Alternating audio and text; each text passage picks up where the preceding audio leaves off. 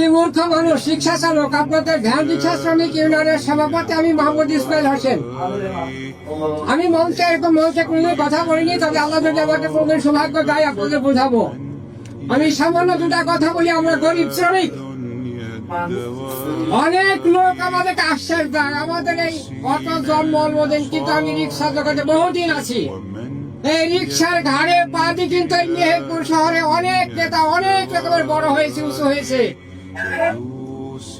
অনেক জন আমাদের হার করেছে, বড় চেয়ারম্যান থেকে শুরু করি, মেম্বার থেকে শুরু করি, এমপি থেকে শুরু করি।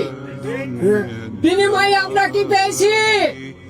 কিছু পাই নাই, কিছু পাই নাই।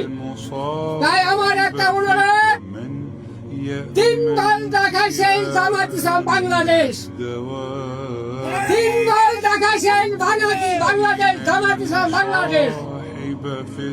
সব সরকারি খেয়ে দেখেছি, এবার জামাত ইসলামটা আমরা খেয়ে দেখি।